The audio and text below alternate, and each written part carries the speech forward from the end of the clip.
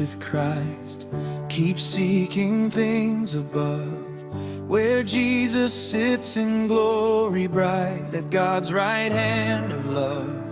Lift up your eyes, don't look behind, to earthly passing things, for heaven's treasures fill your mind, and hope eternal sings.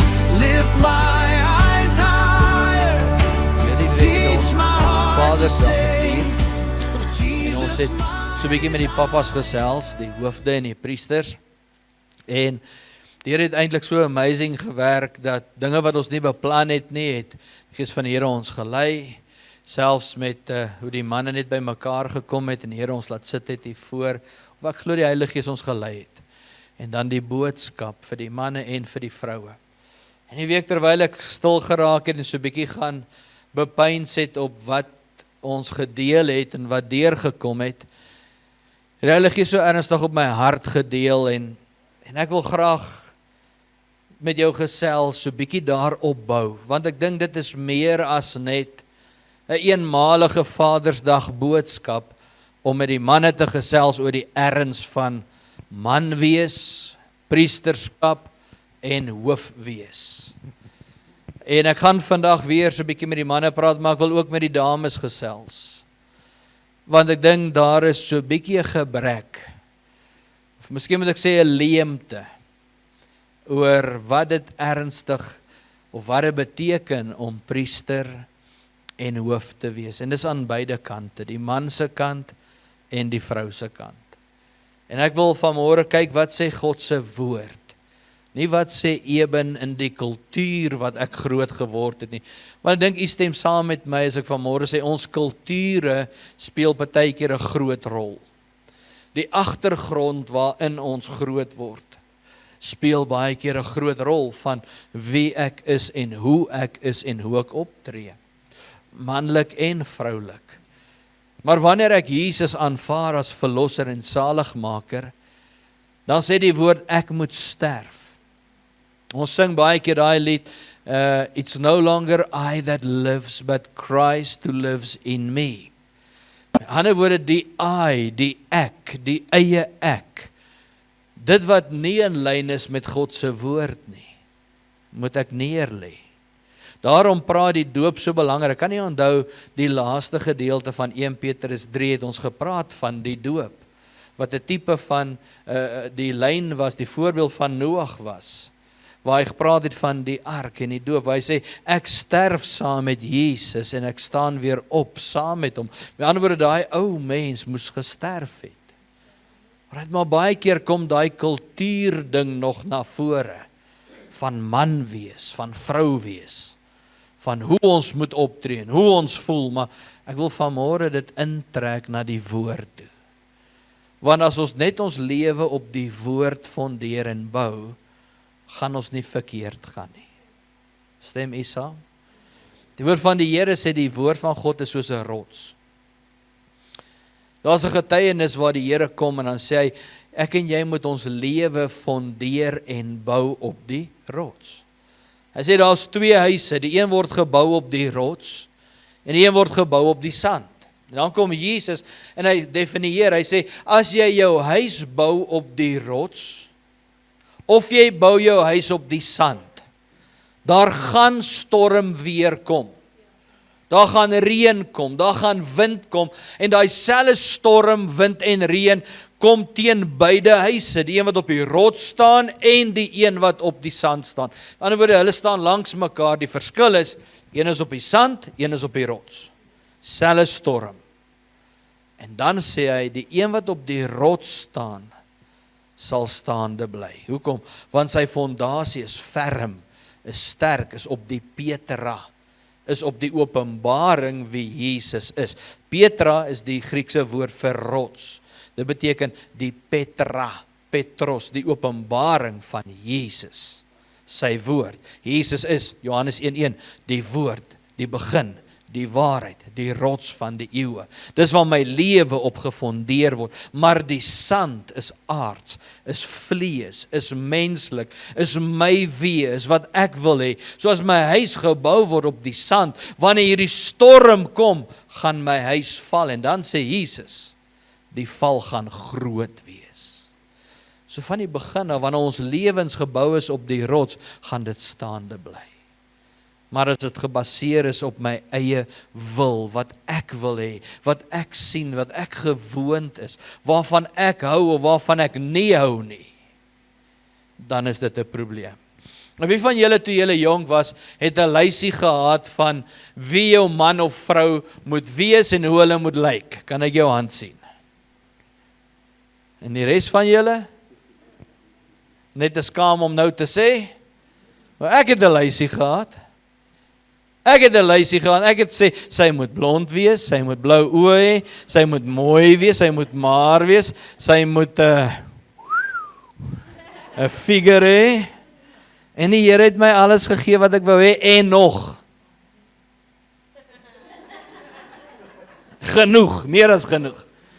Alright, so my eerste ding was, Here, ek wil 'n vrou hê wat U eerste plaas bo my. Ek sal tweede wees. En dan na dit is ek ook maar mens, Here. Dan soek ek ook 'n mooi poppie. Okay, is nou jammer, sy sit hier, sy moet eintlik by sonneskool wees. En sy gaan my nou laat bloos vanmôre. Maar ek het ook my lysie gehad en ek sê, Here, dis wat ek graag wil hê. Maar jy sien, baie keer het ons sulke lysies en ons hierdie ideale en hierdie drome, want ons skep dit nie noodwendig op 'n geestelike fondasie nie, maar uit welles, uit begeertes, uit wat ons sien op TV of in die sosiale media, en dan skep ons hierdie ideale prentjie van hierdie perfekte man en vrou. En dan soek ons daai man en daai vrou, en ons kry hulle nie, want selfs daai prentjie op die TV is fake. Daai vrou en daai man op die TV is so ge-make-up en hy is so gepolish en hy is so ge-edit dat dit nie eers die man in die real life is nie, of die vrou wat daar uitpous of wat ook al nie. Maar ons loop met hierdie ding. En nou meet ons lewensmaats aan daai lysie of aan daai prentjie of aan daai ding. En dan skiet ons baie keer tekort. Want sonder dat ons besef en ons onderbewussyn kyk ons na hierdie prentjie en hierdie ideaal van wat moet 'n vrou wees. My ma was so en my ouma was so en ek wil dit hê of ek wil dit nie hê nie. Of my oupa was so en my pa was so en ek sal nie so wees nie of ek soek nie so 'n man nie.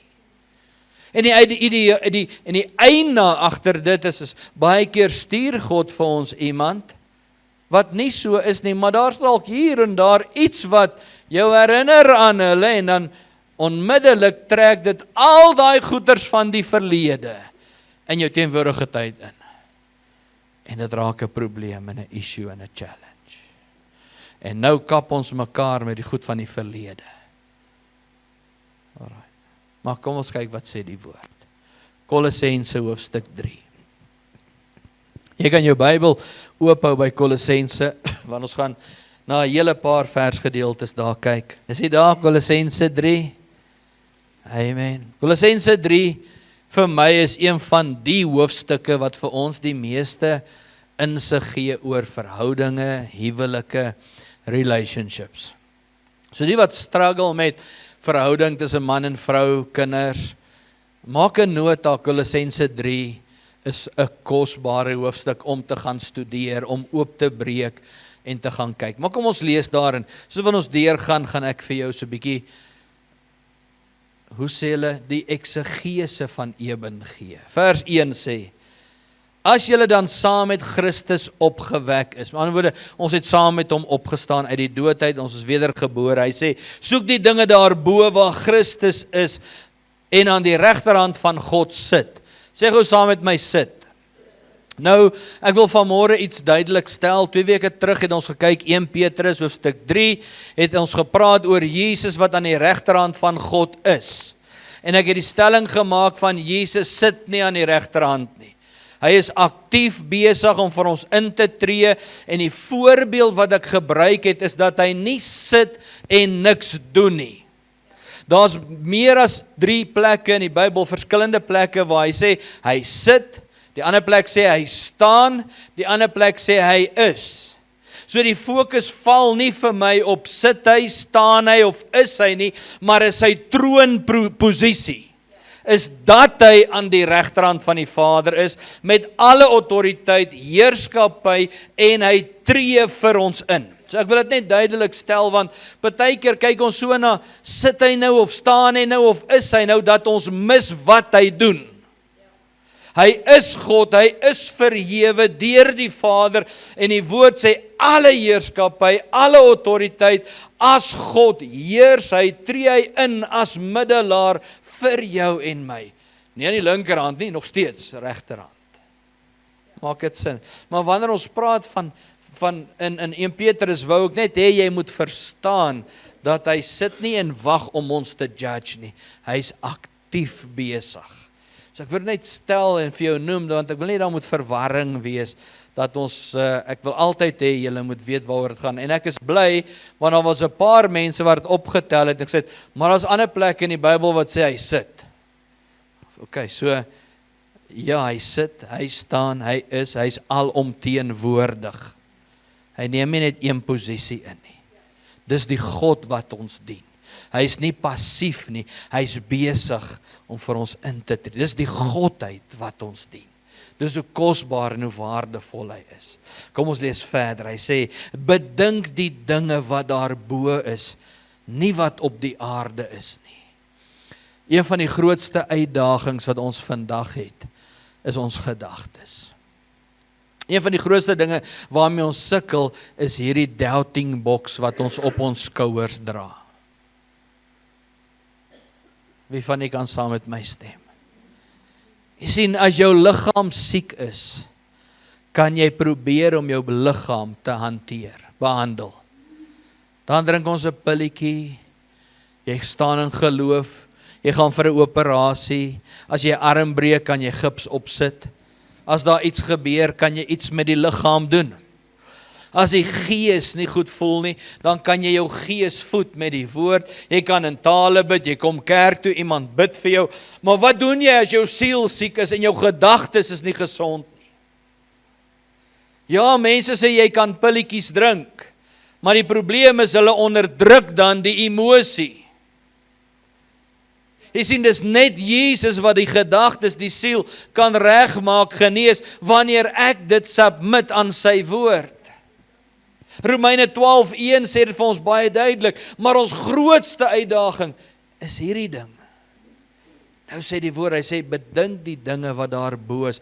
Wat bedoel hy hierby? Vat gou jou Bybel so in jou hand, dan kyk jy en sê hy, dit wat in sy woord is. Bepeins die woord, Josua 1 vers 8, dag en nag, hy sê, jy moet nougeset wandel volgens sy woord. Hy sê, dan sal jy met goeie gevolge handel. Met ander woorde, jy sal suksesvol wees in wat jy doen. Maar hy sê, as ek met my gedagtes dink op dit wat aards is, gaan ek struggle. As ek met my verhouding, met my vrou kyk deur aardse oë, gaan ek net haar foute sien. Gaan ek net haar tekortkominge sien. En glo my, so perfek as wat my vrou is, het sy hier en daar tekortkominge. Nie baie nie, is bietjie. Maar as ek met my vleeslike aardse oë kyk, gaan ek dit sien, dan mis ek wie God haar geskaap het en hoe die Here haar sien. Dan begin ek haar sien as 'n kompetisie en nie meer as my hulp nie. Sê saam met my hulp nie. God het haar geskaap as my hulp, nie my kompetisie nie.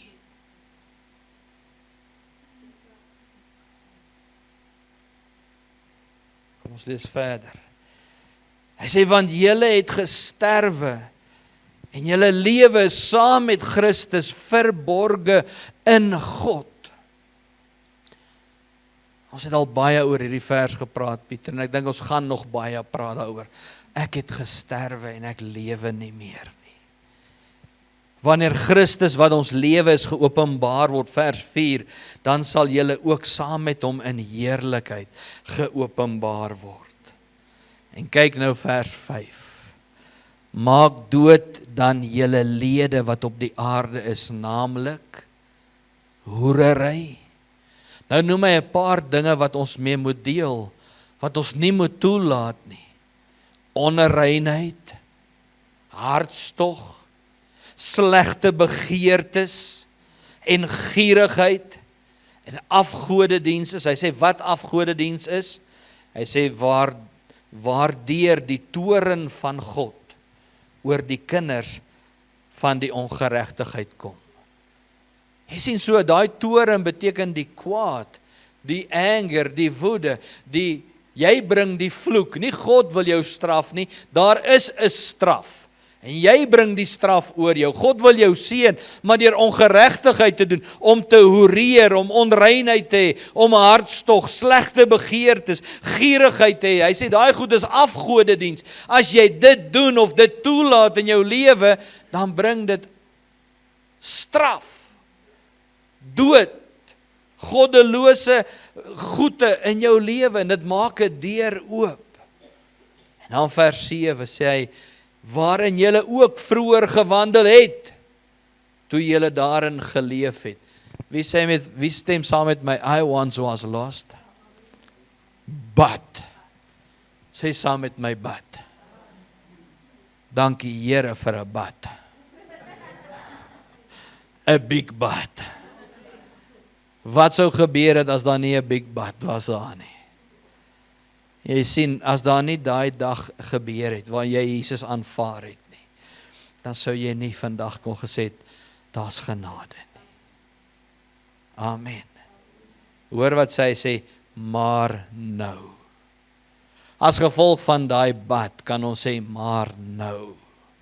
Hy sê, maar nou moet julle ook dit alles aflê, naamlik toorn, woede, boosheid, laster, skandelike taal uit julle mond. Lieg nie vir mekaar. Nou kan ons weer aangaan. Hy sê, omdat julle die ou mens met sy werke afgelê het. Jy sien, omdat daai dag daar is, gee die Here jou die krag en stel jou in staat om hierdie dinge te kan doen. Want in jou eie krag kan jy nie. Wie van u kan sê, ek kan in my eie krag, my woede en die kwaadheid los? Manne, kom ons praat so bietjie. Wie van julle se paas was kwaai manne gewees? Was woedend en het anger uitbarstings gehad? Wie van julle se mamas was kwaai gewees? As sy praat het selfs pa geluister. Alright, so, jy sien, daai goed kan jy nie hanteer sonder die hulp van die Here nie. Maar omdat daai dag plaasgevind het, omdat jy Jesus aanvaar het, kan jy alles doen deur die krag van die Here. Nou praat hy daarvan boosheid, laster, skandelike taal uit jou mond. Nou partykeer vloek ons nie. Ons praat nie lelik nie. Maar partykeer sê ons ook 'n snaakse woordjie met 'n negatiewe konnotasie. Ons maak 'n grappie en sarkasme, of ons prik iemand se gedagtes met 'n woordjie wat iemand se gedagtes trek na die verkeerde ding toe. Dis skandelike taal. Dit hoort nie in die kind van God se mond nie. Jy kan net sowel vloek. As jy gewoond was om te vloek, en jy vervang jou vloekwoord met 'n ander woord, kan jy maar net sowel vloek. Eina shibit. Wat gaan in jou kop aan? Al wat jy doen is jy gebruik nie die ander woord nie, jy sê net shibit. In jou kop en in jou hart sê jy nog steeds die ander woord, jy sê maar net met jou lippe shibit. Amen. Wat doen ons? Ons moet 'n wag voor ons mond plaas. Daarom sê hy, bedink die dinge wat daar bo is en nie wat op die aarde is nie. Okay. Nou kom ons gaan aan. Vers 9. Hy sê, lieg nie vir mekaar nie. Sê gou saam my, lieg nie. Wat beteken die woord lieg nie? Met ander woorde, ons sal die al maak dit? Nee, vry. Ja. Jy sien, ons is geleer dat die waarheid maak seer, die waarheid maak vry. Ja, die waarheid, die woord van God sê die waarheid maak ons vry. Maar ons is so geïndoktrineer dat die waarheid maak seer. Nee, die waarheid maak, die ongehoorsaamheid aan die waarheid maak seer. Maar die waarheid maak vry. Jesus is die waarheid. Jesus maak nie seer nie. Hy het dan gekom om my seer op hom te dra. Hy het dan gekom om my seer weg te vat. Deur sy wonde, deur sy bloed, in sy naam dra hy my seer. Dis die waarheid. Maar omdat ons die waarheid verwerp, omdat ons ongehoorsaam is aan die waarheid, kry ons seer. Maar ons fokus is so verdraai en so verwronge deur die wêreld dat ons dink, die waarheid maak seer. Nee, die waarheid genees. Die waarheid maak heel. Die waarheid maak my vry. Dis wat die woord ons leer. En daarom sê hy, lieg nie vir mekaar nie. So het ons mekaar lief genoeg om die waarheid te praat. En nou sê hy daar, hy sê, omdat julle die ou mens met sy werke afgelê het. Nou wil ek vir myself vra, en ek wil hê jy moet vir jouself vra. En jy moet vergeet van jou maatjie, met wie jy getroud is, of met wie jy verloof is om te trou, of wie jou kind is, of wie ook al in jou lewe is. Nou is dit net jy alleen. Vra jouself hierdie vraag af. En die vers wat ons daar lees, sê hierdie woord baie duidelik. Hy sê, het jy die ou mens met sy werke afgelê? Vra jouself, het ek my ou mens en sy ou werke, die dooie werke, al afgelê? Ek dink ons het al baie dinge gedoen, ja. Ons het al gevorder. Ons is nie meer waar ons was nie. En almal sê, dankie Jesus. Maar is ons al waar ons wil wees? Ons is op pad. Maar dit beteken daar is nog iets om te doen. Okay, maar dit sê nie ons is volmaak nie. So ons moet werk. En nou sê hy, en julle met 'n nuwe mens beklee het, wat vernuwe moet word tot die kennis na die beeld van sy Skepper. So wie se lysie moet ons nou optrek as ons 'n maat soek in die lewe? So ek het altyd gedog, as my ma vir my sê, as jy jou vrou soek, gaan dit nie oor die uiterlike nie, dit gaan oor die innerlike. Skiem ek. Ja.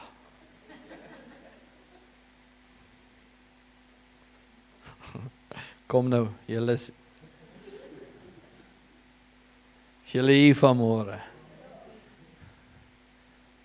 Ja, pa. Pa het 'n mooi vrou gekry, so is maklik om te praat. Nou ek weet elke man, sy vrou is vir hom die mooiste. Net soos wat jou kind vir jou die mooiste is. Kyk maar, een ding wat ons nie vir mekaar jok nie. Party babiekies is darem nie mooi nie. Baie mense lieg as hulle daai babiekie vas en sê, hy is so mooi, dankie. Hy lyk net soos sy ma. Lyk vir my meer na sy pa. Jy lieg. Ja, ek verpes net 'n bietjie. Amen. So elke ma sê, my kind is so mooi. My pa, ek verstaan dit. Maar dan sê hulle, gaan oor die innerlike, nie oor die uiterlike nie. Weet jy wat, eintlik gaan dit oor die innerlike. En ek sê nou die dag vir Lily toe ek en sy gesels.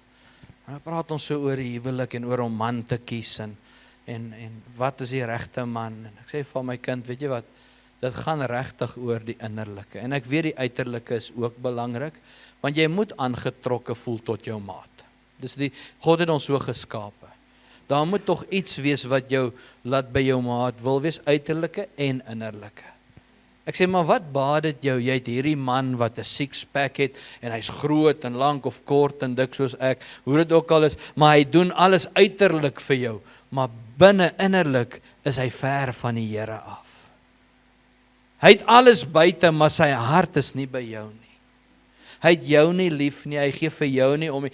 Alles in die wêreld gaan oor hom. Ek sê, dan het jy dit mos gemis. Dan loop ek eerder met 'n man wat nie uiterlik all that is nie, maar hy dra jou op sy hande. Jy's soos wat Hooglied skryf, sy beminde. Weet jy, dan sy eerder buitekant so bietjie, die girls kyk nie vir hom nie, maar hy's joune. En net joune alleen. Ek vat eerder so 'n man vir my dogter, as wat hy moet alles buite het, en is 'n alle vrous man. Alle mans man. Amen. Hy sê daar, en word tot die kennis na die beeld van sy Skepper. Maar ons word so geïndoktrineer dat dit moet uiterlik perfek wees, en op die einde van die dag, innerlik speel meer vir my 'n belangrike rol as die uiterlike. Dit sê die woord nie die uiterlike vergaan nie. Nou my vrou, ek weet ek lyk nie meer so wat ons gelyk het nie. Ek lyk beter. Ek het gegis.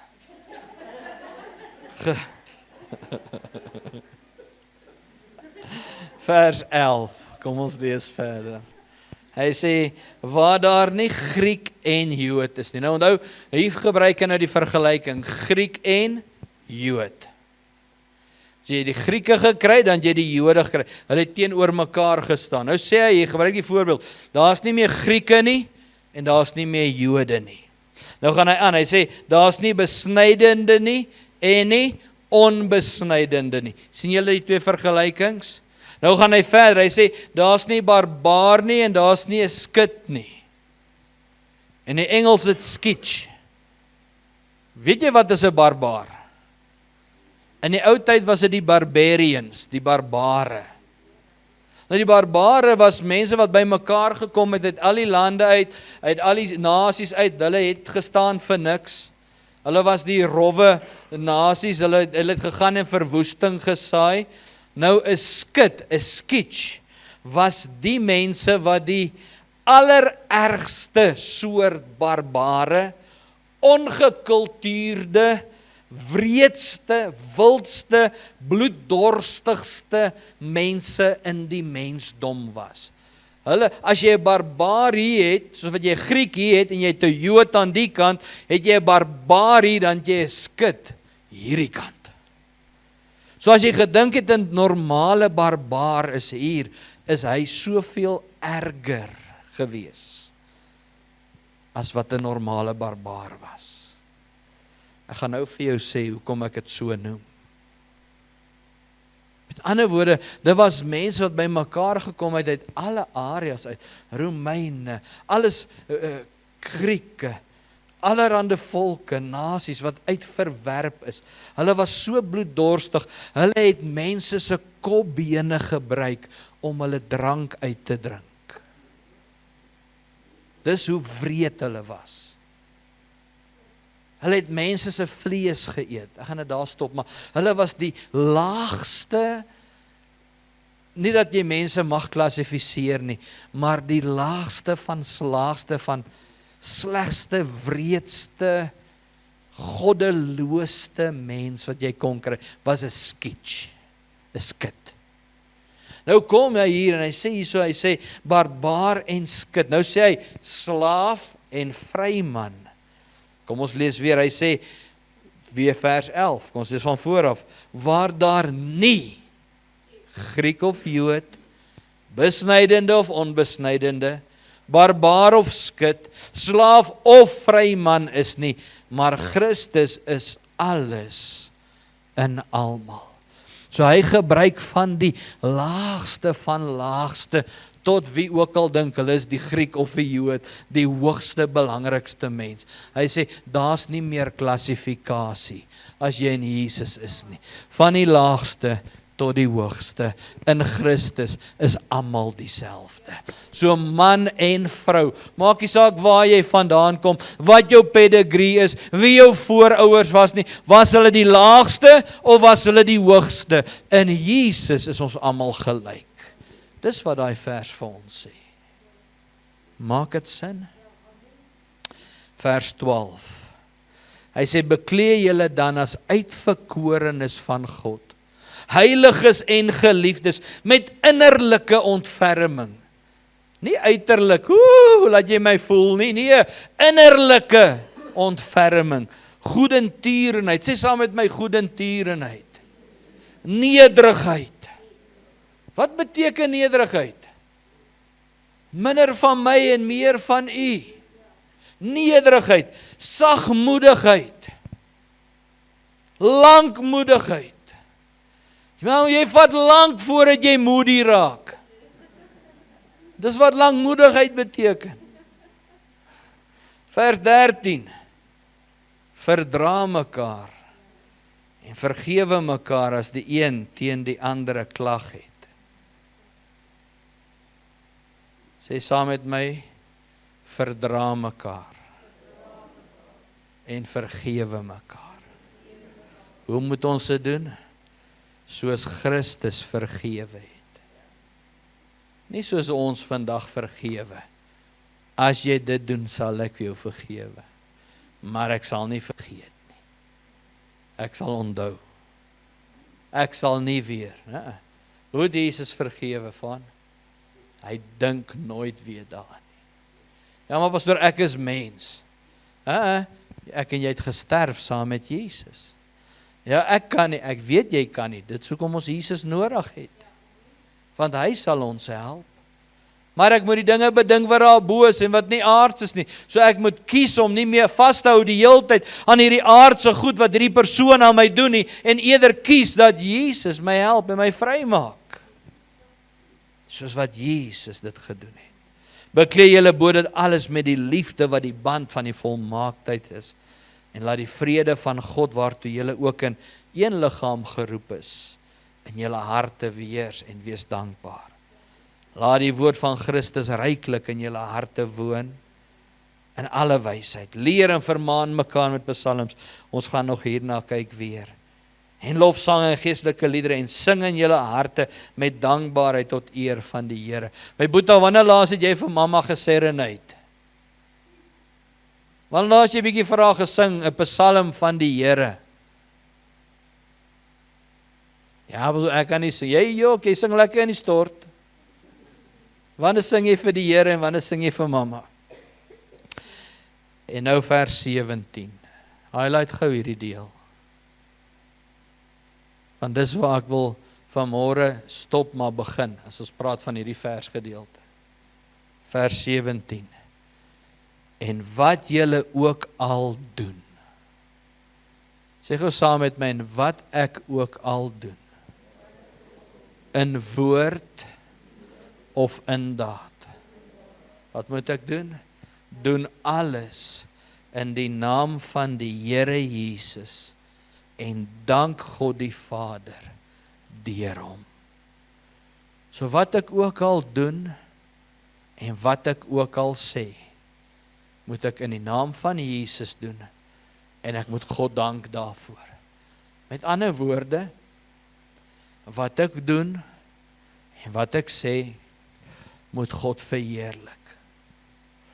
En moet ek kan doen in die naam van Jesus. Met ander woorde, wat ek sê en wat ek doen, moet ek Jesus as getuie kan inroep, om dit te kan bekragtig of te kan verdedig. Maak dit sin? Met ander woorde, as ek iets doen, moet dit ooreenstem met wie die God is wat ek dien. Is julle hier vanmôre? 2 dinge wat ek vandag wil noem vanmôre, baie, baie belangrik.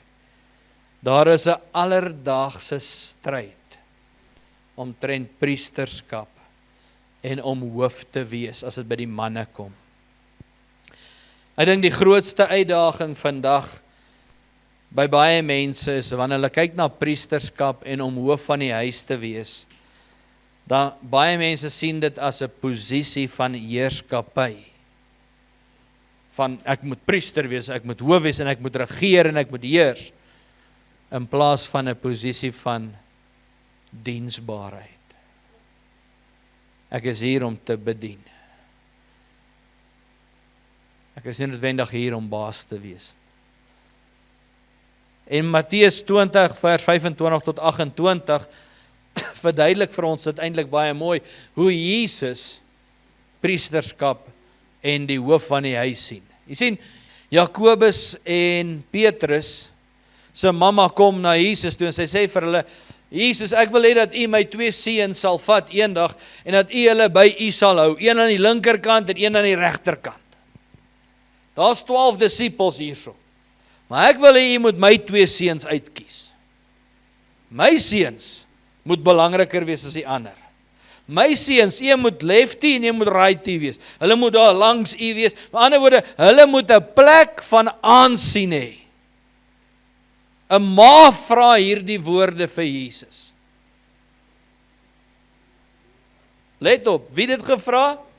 Nie die pa nie, nie Jakobus nie, nie Johannes nie, die ma van Jakobus en Johannes, die vrou van Zebedeus, vra dit. Sy soek vir haar kinders 'n plek van aansien, en Jesus se antwoord op haar vraag gee vir ons eintlik so 'n mooi antwoord, so 'n mooi lering op hoe God heerskappy, priesterskap, en ek wil dit interpreteer, hoof in die huis sien. Ja, hy antwoord dit van hoe 'n man moet wees, hoe mense is, en daar nie eintlik 'n plek is van aansien nie, maar ek dink ons kan dit toepas in die huwelik. Kom ons lees gou Jesus se antwoord. In Matteus 20 vers 24 sê hy, en toe die 10 dit hoor, die ander disippels wat hierdie ma vra, laat my seuns aan die linkerkant en regterhand sit. En toe die 10 wat daar is, die ander 10 dit hoor, was hulle verontwaardig oor die 2 broers. Nou gisterand toe ek dit lees, toe sien ek hierdie prentjie in my kop. Daar staan die 12 lekker, hulle kuier onder mekaar en ag, alles is net mooi, hulle is brothers en ons braai en kuier saam, en hier kom die ma ingepiekel. Jesus, sal jy asseblief my 2 seuns, Johannes, Petrus, kom gou hierson. Kom hier. Jakobus en Johannes. Kom gou hierso. Petrus, jy's hulle neefie, maar bly jy daar. Johannes, kom hier. Kom julle 2, julle is my seuns, kom hierso. Dan kom staan hulle hierso, Jakobus en Johannes. Ja, ma. Jesus, kom hier. Ja. Sal jy asseblief eendag vir Jakobus en Johannes, hulle is my 2 seuns, maak dat hulle aan jou regterhand sit. Een aan die linkerkant, een aan die regterkant. En ek wil hê hulle moet gesien word, hulle moet saam met Jesus daar so staan. Ek dink die ander 10 staan so kyk. Waar is my ma? Hoe? Ons is ook hier. Hulle is verontwaardig. Hoekom hulle 2? Hoekom nie ons nie? Ek dink Judas is so kwaad, hy vergeet om die geld te tel. Ek dink Petrus haal sy mes uit, gaan hom steek. Ek grap sommer. Hulle is verontwaardig. Hoe kan hierdie ma interfereer sommer? Ons almal is gelyk, ons almal werk saam, ons almal het ons huise gelos, ons almal wil, wie is hierdie ma? En ek dink Jesus staan en hy sien wat gebeur. En hoor sy antwoord. Hy sê, maar Jesus het na hulle geroep en gesê, julle weet dat die owerste van die nasies oor hulle heers. En die groot manne oor hulle gesag uitoefen. Jesus, wat se antwoord is dit? Nou dink ek hy smokkel met daai tannie se kop. Here, Jesus, al wat ek gevra het is een aan die linkerkant, een aan die regterkant. En Jesus sê vir haar, julle weet dat die owerstes van die nasies oor hulle heers en die groot manne oor hulle gesag uitoefen. Maar hoe kom dit uit by? Ek wil een aan die regterhand en een. Wat sê Jesus vir haar? Hy sê, wanneer jy 'n plek van aansien soek en autoriteit, wanneer jy 'n hoof wil wees, wanneer jy 'n priesterlike rol soek, in 'n wêreldse perspektief, oor 'n owerste van die nasies wil wees, soos wat sy dit nou sien. Sy soek 'n plek van aansien vir haar 2 seuns. dan is hulle aansien, hulle posisie daar om oor ander mense te heers. So jy wil 'n plek hê vir jou kinders wat heers en regeer oor ander mense. Jy wil hê hulle moet baas speel oor ander. Jy wil hê hulle moet 'n manager wees oor ander mense, want dis jou gesindheid. Jy vra nou, hulle moet 'n plek aan my linkerkant en my regterkant hê. Dis as ek dit interpreteer.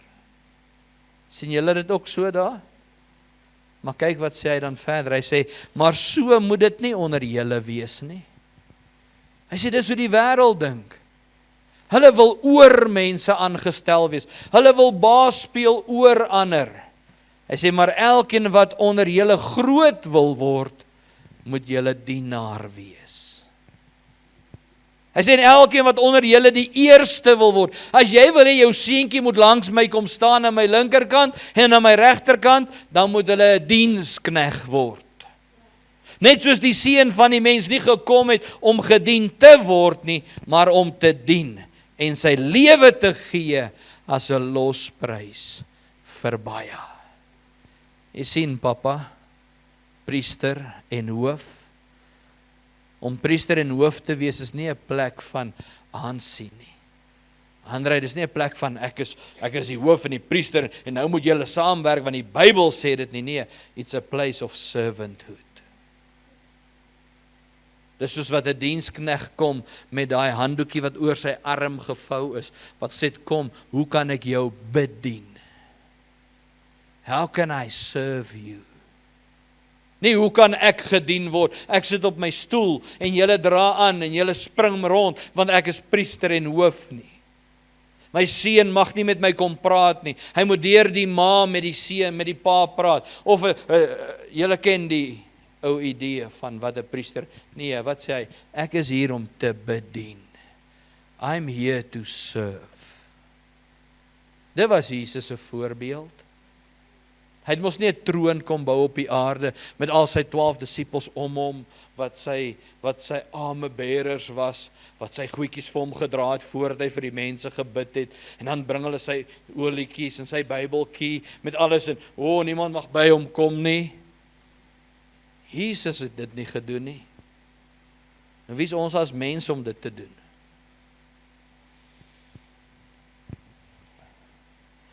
Jy sien, Jesus se antwoord skuif die fokus van ek is baas. Ek wil aan die regterkant, ek wil aan die linkerkant wees, na ek is hier om minder te wees en om jou te bedien. Om jou by Jesus uit te bring. En ek dink die misverstand in vandag se lewe, die misverstand is nie dit wat vroeër jare se chauvinisme en feminisme was nie. Want vroeër jare was dit mans teen vroue. Amen. Vroue was nie gesien nie, vroue het nie regte nie. Ek dink nie dis die misverstand vandag mee nie. Want meeste van ons mans en ons vroue werk gelyk en daar's party vroue wat posisies het wat hoër as mans is, wat 'n inkomste verdien hoër as hulle mans. So ek dink nie in vandag se samelewing is daai die misverstand nie. Ja, daar's challenges, maar vroue sukkel nie meer om werk te kry soos 50, 60, 80 jaar terug nie. Ek dink die misverstand en die probleem kom die abdikasie van verantwoordelikheid van man wees vandag. Wat probeer ek daarby sê? Die man het vrywilliglik sy plig en sy rol neergelê. He abdicated, hy het geabdikeer, is dit die regte woord, van om op te staan vir wie hy moet wees in Christus. En die uitdaging is wanneer hy dit neerlê, dan vind frustrasie plaas. En die vrou raak gefrustreerd. En as hy frustreerd raak, vind misverstande plaas. Baie mans verstaan nie hoe om priester te wees nie. En as gevolg van die vrou se genag die heeltyd, gemoan en groan, dan bedank hy vrywilliglik van daardie posisie en van die verantwoordelikheid om hoof en priester te wees, om die vrede in die huis te bewaar, en dan word die vrou gefrustreerd, En as die vrou gefrustreerd is, dan is die orde in die huis de mekaar. Ek het dit gelees, sodat julle duidelik kan hoor wat ek sê. En almal sê, het julle ook gehoor ek sê, vrywilliglik neergelê, om die vrede te bewaar? Is dit regtig vrywilliglik? Jy sien, baie mans dink dat om hoof te wees, om die geld te bring, om sekuriteit te verskaf, om te reël dat die karre gediens word, of om kos te koop, dit is om hoof te wees. Dit beteken niks om hoof te wees, as jou siel nie by die huis is nie. As jy emosioneel daai deel van man wees, na jou vrou toe delegeer, sodat sy daai dinge moet hanteer in die huis, dan is jy emosioneel afwesig. Ja, maar ek weet nie hoe nie. Ek het dit nie gehad nie. Ek weet nie hoe om dit te hanteer nie. Dis die plek om te begin, my boeta.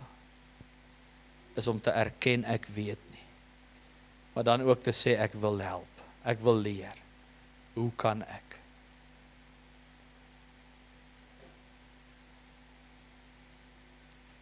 In 1 Timoteus 3 vers 1 tot 5 leer die Here ons so mooi die voorreg, die voordele, die verwagting, die vereiste van 'n opsiener.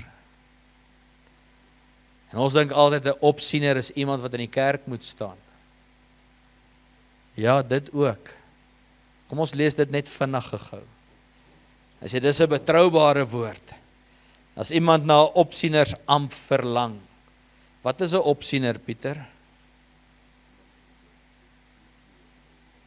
Iemand wat in 'n posisie van beheer staan of oversee. Kan ons dit priesterskap noem? Kan ons dit 'n hoof noem? Okay, in die kerk en in die huis. Hoor wat sê hy? Begeer 'n voortreffelike werk. 'n Opsiener dan moet onberispelik wees. 'n Man van een vrou, nugter, ingetoe, fatsoenlik, gasvry, bekwaam om te onderrig. Geen drinker, geen vegter, geen vuil wingesoeker nie, maar vriendelik, geen strydlustige, geen geldgierige nie, een wat sy eie huis, sê saam met my eie huis, goed regeer, en sy kinders met alle waardigheid in onderdanigheid hou. Maar as iemand nie weet om sy eie huis te regeer nie, hoe sal hy in die gemeente van God sorg dra? So how can you practice what you don't preach? Or preach what you don't practice? By the ways.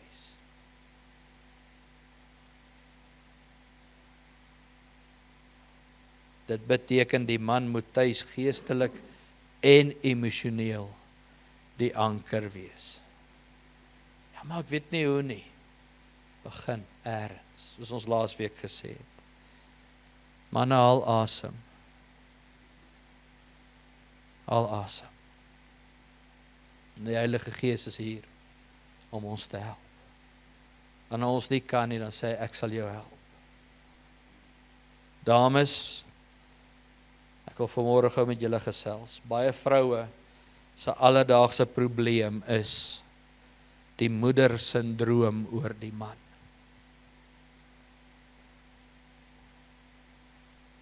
Sê gou saam met my die moeder-sindroom. Dis een van die grootste probleme in vandag se huwelike en verhoudinge. Moet nou jou nek styf trek en my so skeef aankyk nie. Jy's nie nou my moeder nie, jy's nou hier om te sit en te luister. Amen. Sê saam met my die moeder-sindroom. Omdat sommige mans dikwels nie hulle geestelike of emosionele priesterlike rol vol staan nie, skuif die vrou in daardie leemte in, want daar's 'n leemte. Maar sy doen dit uit frustrasie uit, nie as 'n hulp nie. En daar's 'n verskil. Dis een ding om te help, om dit beter te doen omdat jy my wil help. En dis een ding om dit te doen omdat jy frustreerd is en omdat jy kwaad is omdat ek dit nie doen nie. Die realiteit is, die moeder, sy begin om haar man te bemoeder. Ek het 'n woord geskep. Klink dit goed? Nie te bemoedig nie. Te bemoeder. Sê saam met my, bemoeder. En dan behandel sy hom soos haar kind. Sy sal dinge sê soos, het jy al jou Bybel gelees vandag? Het jy al met die kinders gepraat vandag? O, het jy nie geweet jy het kinders nie? Jy moet nou opstaan en bietjie leier in die huis wees. Dis tyd dat jy bietjie priester word. Dink jy nie dis bietjie tyd om iets te doen in hierdie situasie nie?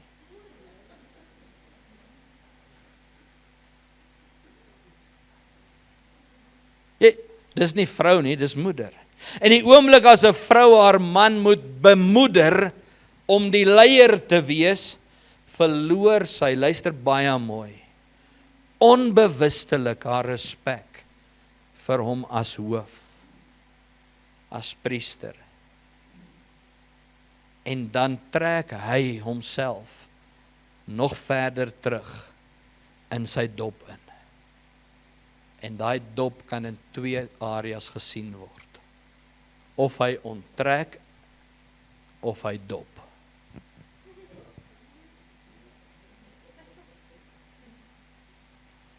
Dis die realiteit. Party mans gaan dop om te onttrek, ander raak stil en trek terug en sê, wel, doen maar wat jy wil doen. Party vrouens bemoeder hulle man so, hulle kom nie meer agter. Hulle bemoeder hulle mans nie.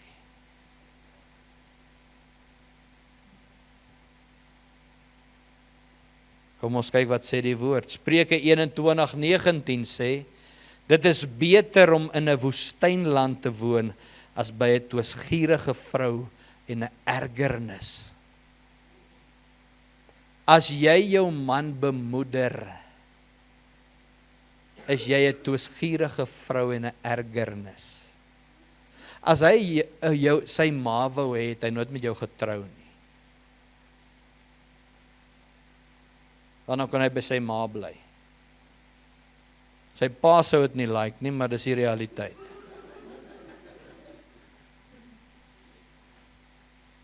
Kom nou, ons is eerlik met mekaar. Dis die probleem vandag. Nou die Bybel beskryf hier 'n vrou wat gefrustreerd is omdat dinge nie reg geloop nie. Ek verstaan dit. Maar dan word haar woorde soos 'n druppende kraan. En éventueel dryf dit haar man en haar kinders weg van haar huis af. Baie keer sê ons, ja, dis as gevolg van die man. Maar het ons al gevra, hoekom is die man so? Because it takes two to tango. Kom ons maak dit geestelik. It takes two to make love. Amen.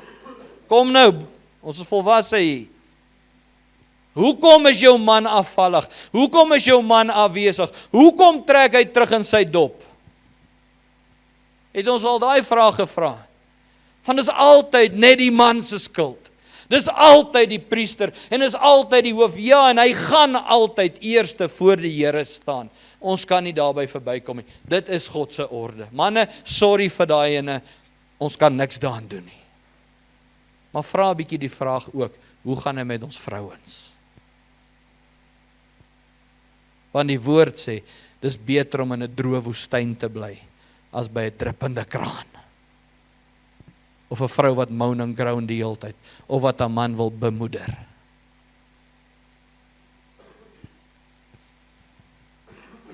Jy sien in Genesis 2:18 sê die Here, ek sal vir hom 'n hulp maak. Nie 'n moeder nie. 'n hulp. En daai woord in die Hebreëse taal is Ezer ken Egdo. Ezer ken Egdo. Dis nogal die laaste deel van my naam, Ebena, Ezer. Daai Ezer beteken nie minderwaardige bediende nie. Beteken nie in die kombuis met 'n kind op die heup en maak kos nie. Sê nie jy's minder belangrik as ek nie. Dit beteken letterlik in die Ou Testament God as helper in my tyd van oorlog. So wanneer daar 'n oorlog was Ezer ken Egdo God wat sy volk bygestaan het as 'n helper in oorlogtye. So toe God die vrou gemaak het as helper, het hy haar gemaak as iemand wat strategies net so sterk as die man aan sy sy kan staan om hom te help in tye van oorlog. Wanneer dit swaar en moeilik gaan, nie sy ma nie. Nie om hom te bemoeder nie, om by hom te staan, om saam met hom te veg, om sy rug te hê, om saam met hom te staan in die geloof. Nie om vir hom te sê, het jy nou al Bybel gelees vandag? Het jy nou al tande geborsel vandag? Het jy nou al 'n skoon broek aangetrek vandag? Jy sien, die man is hoof, nie omdat hy beter is nie, maar omdat God hom eerste aanspreeklik gaan hou. Maar my vraag vanmôre is, sien ek en jy dit so? Dames, bemoeder jy jou man, of is jy sy beminde? Kom my liefie, dat ek vir jou die badwatertjies intap. Daar's jou kleertjies, daar's jou onderbroekie, daar's jou kousies. Ag, shame. Jou man kan nie sy eie klere uithaal nie, want sy vrou moet hom bemoeder. Dis mooi, is great as jy dit doen, maar dan doen jy dit omdat jy sy beminde is en jy is lief vir hom, nie omdat jy hom wil bemoeder nie. Wat fout met sy handjies? Kan hy nie sy eie klere uithaal nie? Kom my ou liefie, kom my mannetjie, kom, jy moet nou opstaan, ons moet kerk toe gaan, kom my man. Nee, maar ek wil nie my vrou, ag kom, hulle kan nie sonder jou daar by die klankboks nie. Kom want ek jou baard bietjie blou hy vanoggend. Nee, maar ek is nie lus nie. Ag, toe maar my liefie, kom ek vat jou kerk toe. Jy bemoeder jou man. My man, nou moet jy so bietjie met,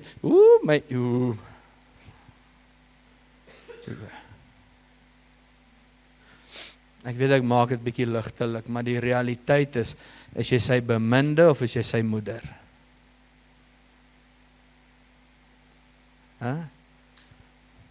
Onthou nou asseblief om dit en dit en dit te doen. Moenie vergeet om dit en dit en dit te doen nie. Jy moet nou dit en dit, wat doen jy? Jy bemoeder hom. Hoekom vergeet hy? Want jy herinner hom die hele tyd aan bemoeder hom.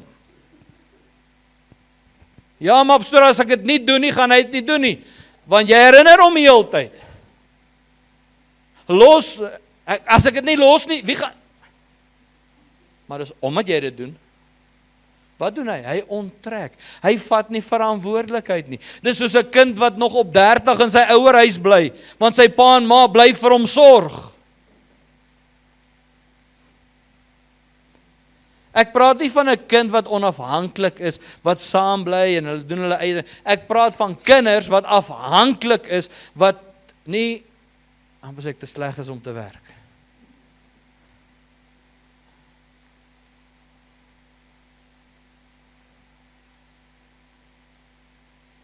Jou man soek nie 'n moeder nie. Hy soek 'n vrou. In sekere areas wil hy moet jou vrou wees, of sy moet jou vrou wees, aan die ander kant moet sy die ma wees. Aan die een kant moet hy jou man wees, aan die ander kant moet hy jou kind wees. Geen wonder ons is nie mekaar in die huwelike nie. Nou moet ek perform, nou kan ek nie. Nou moet ek dien, wat moet ons doen? Dis hoekom dit nie mekaar is. En wat doen 'n ma as 'n kind stout is? Kom ons stel dit so. Wat doen 'n wêreldse ma wat nie Jesus in haar lewe het nie? Wat nie gesterf het nie, wat nie tot bekering gekom het nie, as haar kinders stout is? Sy manipuleer haar kinders. Sy sê, as jy nie dit doen nie, kry jy nie dit nie. As julle nie julle kamer skoonmaak nie, kan julle nie gaan kuier die naweek nie. As jy nie dit doen nie, kry jy nie dat nie. Het julle al sulke ma's gesien? Ek weet in hierdie kerk het ons wedergebore, geesvervulde, bloedgewaste mamas wat dit nie doen nie, né?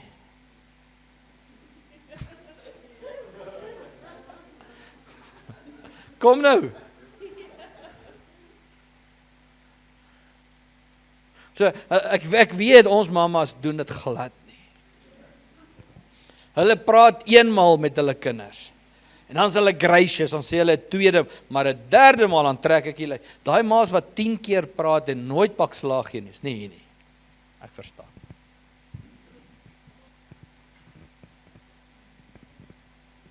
Jy sien die uitdaging is, ons gebruik baie keer ons bates en ons voordele om te manipuleer.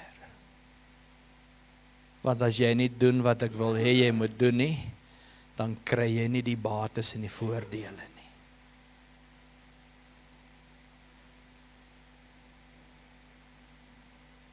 If you don't change your attitude, en jy maak so, dan onttrek ek net so 'n bietjie van jou. En wat gebeur? Ons maak 'n deur oop vir die vyand om in te kom. En dis wat 'n ma doen baie keer aan die kinders. My sussie, dis nie wat 'n vrou aan haar man doen nie. Ek het die mans baie pak slaag gegee gister en vanoggend. Maar die realiteit is, man en vrou moet saamwerk. God het jou uit die ribbebeen geskape. Om net so sterk soos hy is. In sy oë is jy nie die Skiet, of die Griek, of die Jood nie. In sy oë is jy net so belangrik. Maar dit beteken jy moet saam met hom werk in die oorlog, nie teen hom nie. Miskien het jou ma of jou vriendin of iemand gesê, ja, maar jy's die nek en jy draai die kop waar jy hom wil hê, of jy moet die of jy moet daai, of moenie ingee onder sy manipulasie. Dis nie wat God se woord sê nie. En ja, baie keer het ons as vrouens al seer gekry. En daai seer het 'n muur om ons gebou om onsself te beskerm. En nou moet ek ook sê, baie keer gebruik ons daai mure as verskonings. Gebruik ons daai mure om juist die man wat God ons nou gegee het weg te hou.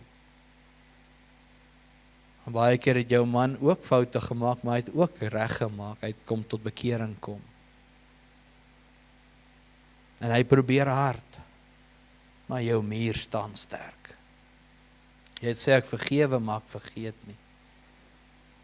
Jy verwag van hom om priester te wees, dan moet jy toelaat dat God jou help om saam met hom te staan. Jy kan nie verwag hy moet insit wat jy nie wil insit nie.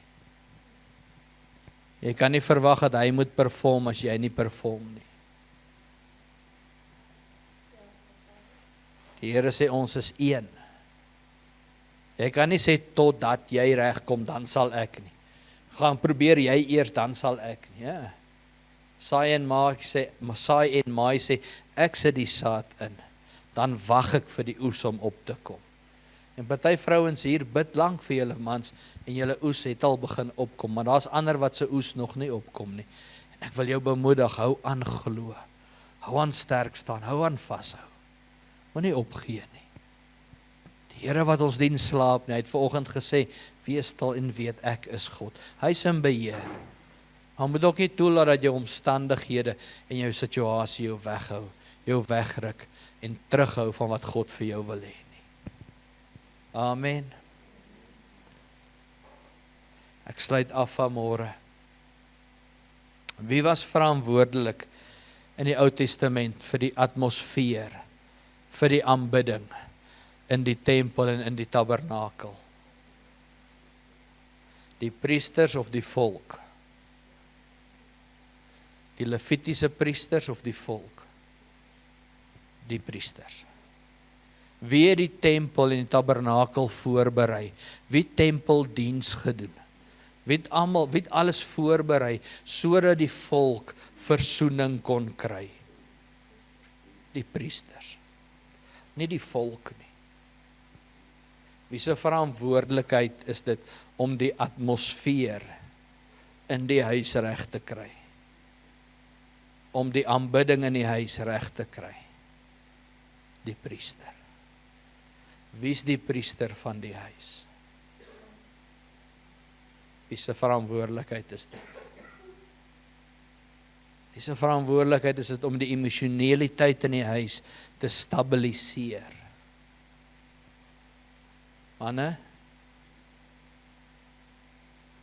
ons verantwoordelikheid, die priester. Die uitdaging met baie manne vandag is, ons is over, te veel. Te kwaai, te veel woede, of te min. Onemosioneel. Jy's of te kwaai, of jy's niks. Ons moet na die plek toe kom waar ons sê, Heilige Gees, help my om aktief te wees, teenwoordig te wees en om hier te wees. En jy sien, die Levitiese priesters moes werk. Hulle moes die altaar skoon maak. Gister se ou offers, daai as, daai bene, daai bloed wat gevloei het, moes weggewas word. Hulle moes werk. Hulle moes elke dag nuwe speserye ingooi. Hulle moes nuwe goede, daai tempel, daai tabernakel moes voorberei word. Hulle moes tyd spandeer om reg te maak. Hoekom? Want wanneer die volk inkom, moes daar bediening plaasvind. Ons noem dit tempeldiens. Die man wat maar net gaan sit en wag dat alles maar self moet gebeur, en hy is heeltyd op sy foon, of voor die TV, of voor die laptop, besig met die werk, besig met wat ook al. Wat gebeur? Daai tempel, daai tabernakel, gaan agteruit gaan, en eventueel gaan die volk beginne probeer oorneem, en dan verander God se orde. Dan is God nie meer daar nie, want hy is 'n God van orde. So kom ons keer terug. En as ek nie weet hoe nie, moet ek dit erken, kom vir hulp, vra, maar begin by die Here. En sê, Here, ek weet, ek het hulp nodig.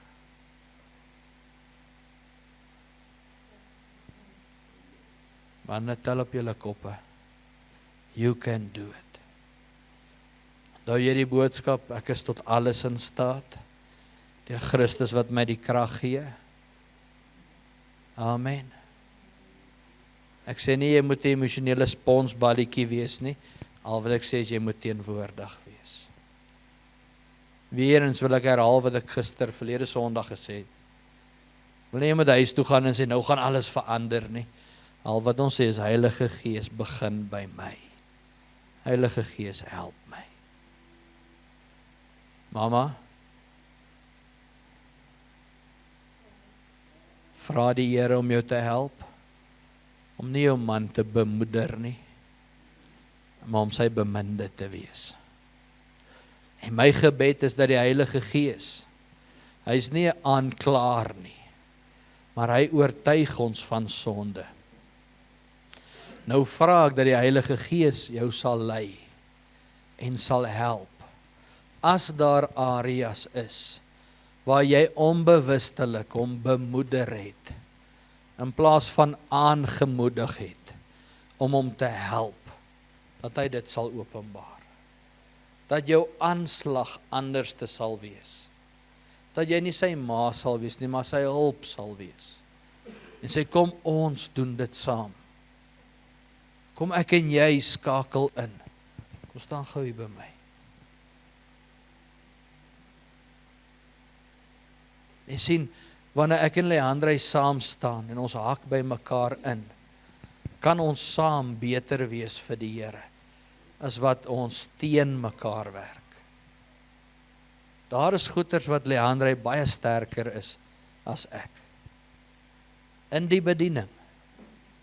Ek dra die titel pastoor, maar daar's baie goeters wat sy baie beter doen as ek. Daar's goed wat sy slimmer is as ek.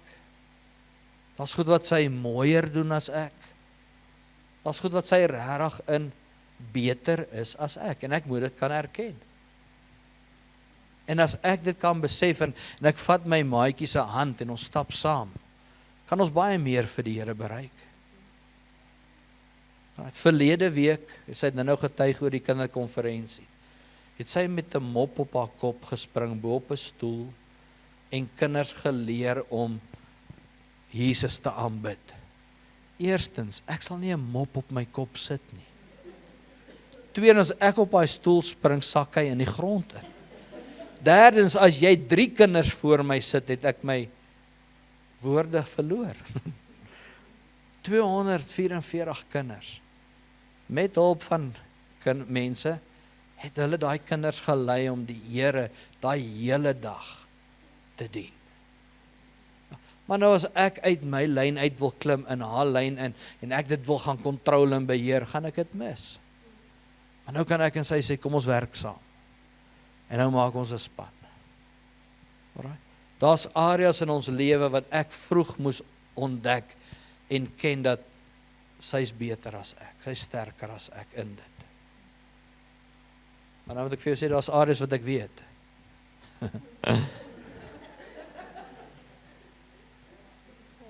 Ek weet. Jy weet wat ek weet. En jy laat my dit weet. En dit maak my 'n beter man vir my vrou wil wees. Is ons perfek? Nee. Is daar tekortkominge? Miskien meer as wat julle het. Maar een ding weet ek, is dat ons afhanklik is van die Here. Maar ons kan nie teen mekaar beklei nie. Kom ons kram eerder saam, as wat ons teen mekaar.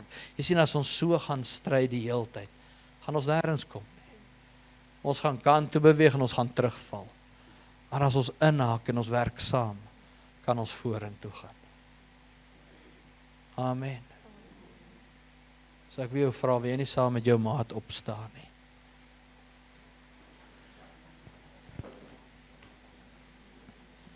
Man, kyk gou vir jou vrou. Dan sê jy vir haar, sê ek is lief vir jou, vir wie jy is. Nie vir die ma wat jy wil wees nie. Of dalk probeer nie. En dan sê vrou, sê vir jou man, ek is lief vir jou, met jou tekortkominge. En ek gaan probeer om jou hulp te wees, nie jou ma nie. So ek gaan probeer, ek gaan die Heilige Gees vertrou, om my te help, om jou te sien, as hoof en priester. Man, sê vir jou vrou, sê ek gaan probeer, om jou te sien, as my hulp, en nie die mindere nie, maar vir wie God jou gemaak het, om te wees. Saam is ons sterker. Amen. Jy sien, 'n 3-dubbele tou is sterker as 2 toue, of 'n enkel tou.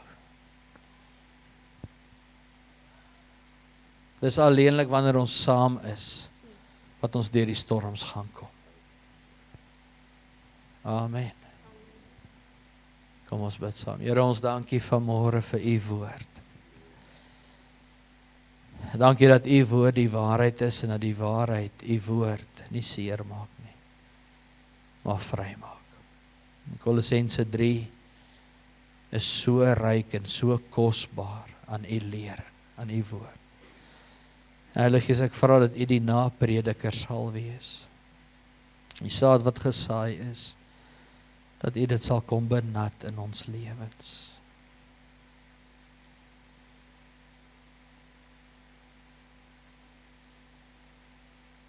Here, ons as mans val in baie areas van ons lewe. Ons sukkel baie keer om emosie te wys. En ons vind dit moeilik om teenwoordig te wees, baie keer.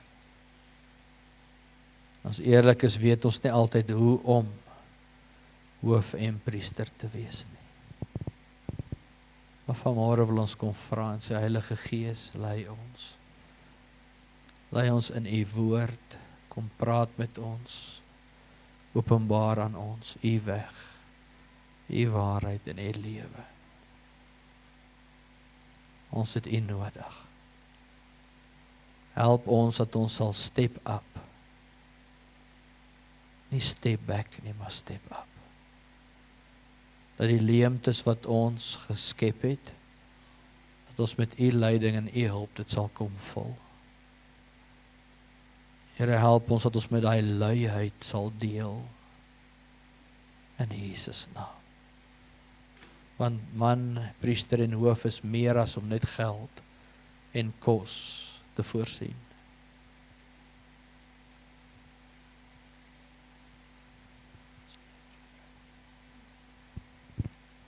Ja, Papa Vader, ons as dames, as vrouens, kan ook u aanroep.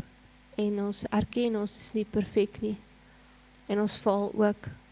En daarom kies ons dat ons vandag nie 'n offense sal vat vir enigiets wat gesê word nie, maar eerder introspeksie doen, sodat u Heilige Gees ons kan vorm en maak wie u wil hê ons moet wees.